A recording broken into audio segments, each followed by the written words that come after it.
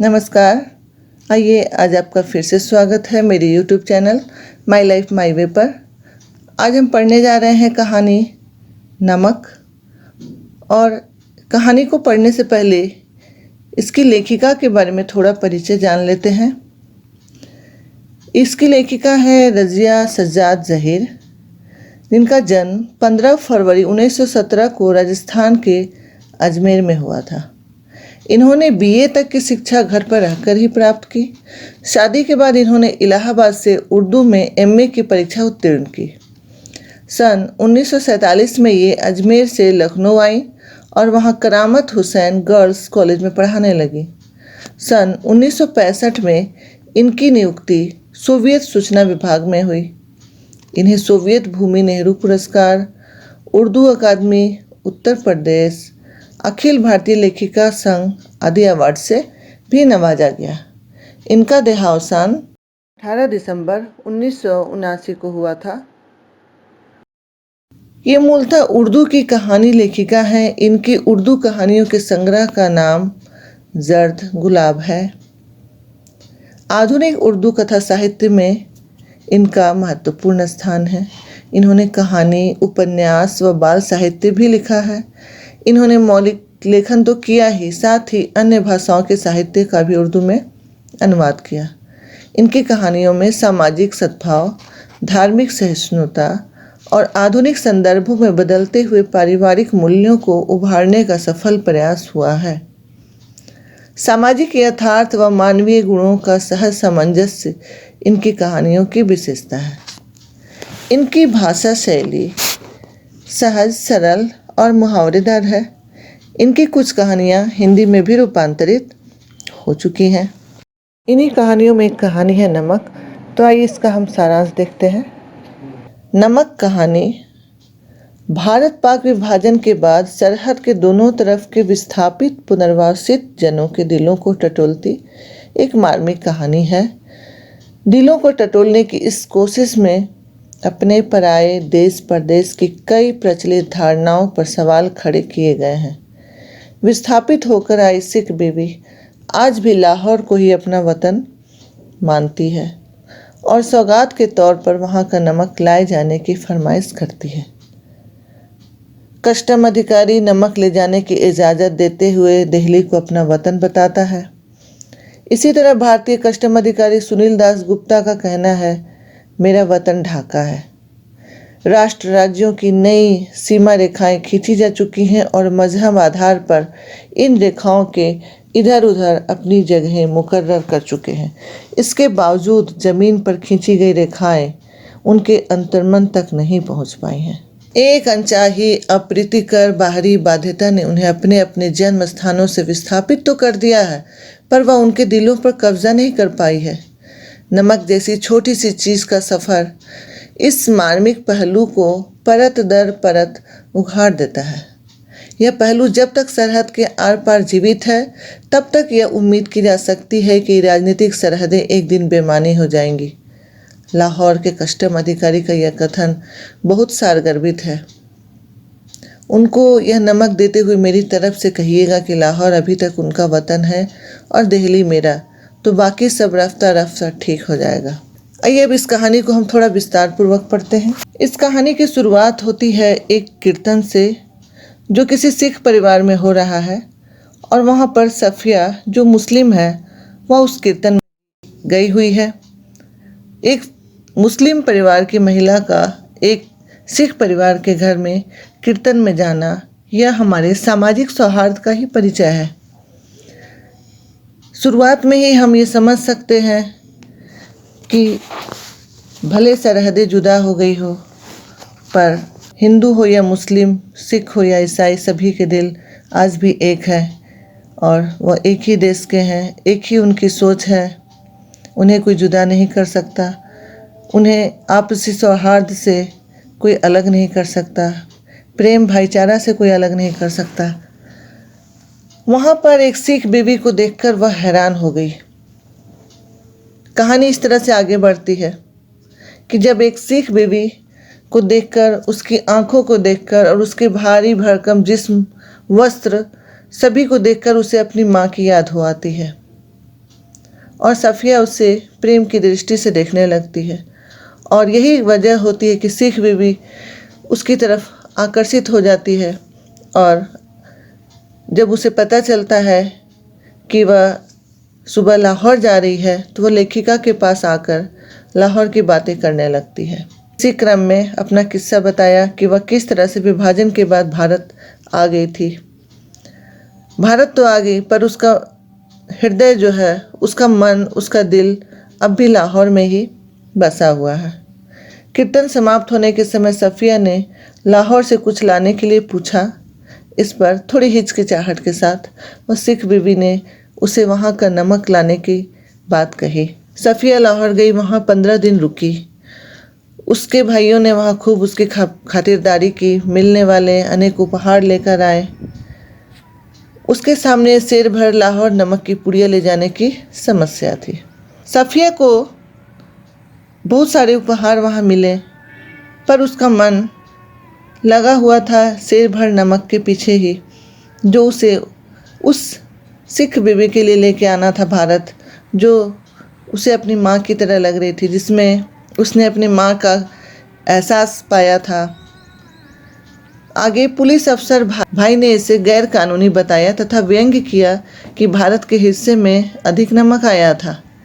लेखिका इस बात पर झुंझला जाती है और नमक ले जाने की जिद पर अड़ जाती है। भाई ने कस्टम की जांच का हवाला दिया तथा बेइज्जती होने का डर भी दिखाया, पर सफ़िया उसे चोरी से नहीं लाना चाहती थी। वह प्रेम की चीज़ थी जो वह शालीनता से लाना चाहती थी भारत। पर उसके भाई ने कानून की सख्ती के विषय में भी उसे बताया। अंत में वह रोने लगी तथा भाई सिर हिलाकर बेबस हो गया और चुप हो गया। अगले दिन 2 बजे दिन को उसे वापस रवाना होना था। उसने सारी रात अपने सामानों की पैकिंग की। सारा सामान सूटकेस और बिस्तरबंद में आ गया। अब कीनू की टोकरी और नमक की पुड़िया ही पैकिंग करनी शेष रह गई थी। गुस्सा उतरने पर भावना के स्थान पर बुद्धि धीरे धीरे उसके ऊपर हावी हो रही थी। उसने किनुओं के ढेर के नीचे नमक की पोटली छिपा दी। आते समय उसने देखा कि भारत से केले ले जा रहे तथा पाकिस्तान से किन्नू आ रहे थे। कोई जांच नहीं हो रही थी। इस तरह नमक सुरक्षित पहुंच जाएगा, यह उसने सोचा और फिर वह सो गई। वह लाहौर के सौंदर्य, माहौल व सगे संबंधियों के बारे में स्वप्न देख रही थी। यहाँ उसके 3 सगे भाई, चाहने वाले दोस्त, नन्हे नन्हे भतीजे भतीजियाँ सब याद आ रहे थे। कल वह लाहौर से जा रही है, फिर शायद हो सकता है कि वह ना आ सके। फिर उसे इकबाल का मकबरा, लाहौर का किला, सूरज की डूबती किरणें आदि दिखाई दी। अचानक उसकी आंखें खुल गई क्योंकि उसका हाथ किनुओं की टोकरी पर जा पड़ा था। उसके दोस्त ने कहा था कि यह हिंदुस्तान व पाकिस्तान की एकता का मेवा है। वह फर्स्ट क्लास के वेटिंग रूम में बैठी थी। उसके भाई ने उसे दिल्ली तक का टिकट खरीद दिया था। वह सोच रही थी कि आसपास टहल रहे लोगों में सिर्फ वही जानती थी कि टोकरी की तह में किनुओं के नीचे नमक की पुड़िया है। जब सामान कस्टम जांच के लिए जाने लगा तो उसने फैसला किया कि मोहब्बत का यह तोहफा वह चोरी से नहीं ले जाएगी। उसने जल्दी से पुड़िया निकाली और हैंडबैग में रख ली। जब सामान जांच के बाद रेल की तरफ चला तो वह कस्टम अफसर की तरफ बढ़ी। वह लंबा पतला खिचड़ी बालों वाला था। उसने अपने वतन के बारे में पूछा। उसने हैरान होकर अपना वतन दिल्ली बताया। लेखिका ने हैंडबैग मेज पर रख दिया और नमक की पुड़िया निकालकर उसके सामने रख दी तथा उसे सारी बातें बता दी। सारी बातें सुनकर उसने पुड़िया को अच्छी तरह लपेटकर स्वयं सफ़िया के बैग में रख दिया तथा कहा कि मोहब्बत तो कस्टम से इस तरह गुजर जाती है कि कानून हैरान रह जाता है। उसने जामा मस्जिद की सीढ़ियों को सलाम देने को कहा तथा सिख बीवी को भी संदेश देने को कहा। लाहौर अभी तक उनका वतन है और दिल्ली मेरा, तो बाकी सब रफ्ता रफ्ता खुद ब खुद ठीक हो जाएगा। सफ़िया कस्टम के झमेले से निकलकर दूसरे प्लेटफार्म पर आ गई। यहाँ सभी ने उसे भावपूर्ण विदाई दी। अटारी में भारतीय पुलिस रेल में चढ़ी। एक जैसी भाषा, सूरत, वस्त्र, लहजा, अंदाज व गालियाँ आदि के कारण लाहौर खत्म होने व अमृतसर शुरू होने का पता ही नहीं चला। अमृतसर में कस्टम की जांच शुरू हुई तो वह कस्टम अफसर के पास पहुंची तथा अपने पास नमक होने की पूरी बात कह सुनाई। अफसर ने उसे वहां पर अपने साथ चलने को कहा। एक कमरे में जाकर उसने उसे बिठाया तथा 2 चाय लाने का ऑर्डर किसी को दिया। उसने मेज की दराज में से एक किताब निकाली। उसके पहले पन्ने पर लिखा था, शमसुल इस्लाम की तरफ से सुनील दास गुप्ता को प्यार के साथ, ढाका 1946। लेखिका के पूछने पर उसने अपने वतन का नाम ढाका बताया। विभाजन के समय वह ढाका में था। जिस दिन वह भारत आ रहा था उससे 1 वर्ष पहले उसकी सालगिरह पर उसके दोस्त ने उसे यह किताब भेंट में दी थी। फिर वे कलकत्ता में रहकर पढ़े तथा नौकरी करने लगे। उन्होंने बताया कि हम वतन आते जाते थे। सफ़िया वतन की बात पर हैरान थी। कस्टम अफसर ने कहा कि अब वहाँ भी कस्टम हो गया। उसने अपने वतन की डाब की प्रशंसा की। चलते वक्त उसने पुड़िया सफ़िया के बैग में रख दी तथा खुद उस बैग को उठाकर आगे आगे चलने लगा। जब सफ़िया अमृतसर के पुल पर चढ़ रही थी तब वह पुल की सबसे निचली सीढ़ी के पास सिर झुकाए चुपचाप खड़ा था। लेखिका सोच रही थी कि किसका वतन कहाँ है, वह जो कस्टम की इस तरफ है या उस तरफ। इस तरह यह कहानी एक प्रश्न सामने खड़ा करके ख़त्म हो जाती है। यह प्रश्न जिसका उत्तर किसी के पास नहीं है आज की तारीख में। देश का बंटवारा हो गया, सरहदें खींच दी गई, पर क्या दिलों के बीच यह सरहदें खींची जा सकी हैं? क्या दिलों से उनके अपने जन्मभूमि का प्यार मिटाया जा सका है? क्या कोई उन्हें अपने वतन से, अपनी मिट्टी से प्यार करने से रोक सकता है? यह हमारे मन को बार बार यह सोचने पर मजबूर कर देता है कि क्यों यह सरहदें हैं। क्या हम आपसी भाईचारे से, प्रेम से इन्हें समाप्त नहीं कर सकते? इस तरह लेखिका ने एक बहुत ही अच्छा संदेश हम सभी इंसान को दिया है कि सबसे बड़ा प्रेम अपनी मातृभूमि का प्रेम होता है और इंसान से प्रेम करे, इसके लिए कोई मजहब उसमें दीवार नहीं बन सकती है। अब यह कहानी यहीं पर समाप्त होती है। आगे मैंने कुछ शब्दार्थ लिखे हैं जो आप इसे देख सकते हैं। ये शब्दार्थ है कदर, इसका अर्थ होता है प्रकार, नेकी यानी भलाई, रहमदिली यानी दयालुता। मुहर्रम मुसलमानों का एक त्यौहार है।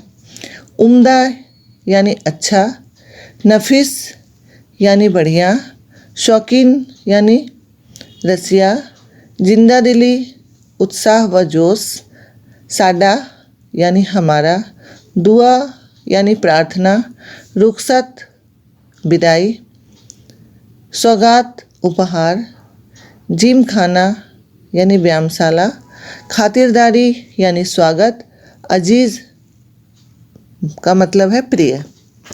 शेर 1 किलो से कम को कहते हैं। अंदाज का मतलब है तरीका। बाजी कहते हैं बड़ी बहन को। कस्टम का मतलब है सीमा शुल्क। चिंदी चिंदी बिखेरना यानी बुरी तरह बिखेरना। जता यानी बतलाना। हुकूमत सरकार। मुरोवत मानवीयता, लिहाज। शोक खुशी। स्मगल गैर कानूनी व्यापार। ब्लैक मार्केट यानी काला बाजार। बहस यानी तर्क। अदब साहित्यकार। बदनामी यानी अपयश। इसके साथ ही अब हम मिलते हैं आपको अपने अगले वीडियो में। मेरा यह वीडियो देखने के लिए आपका धन्यवाद।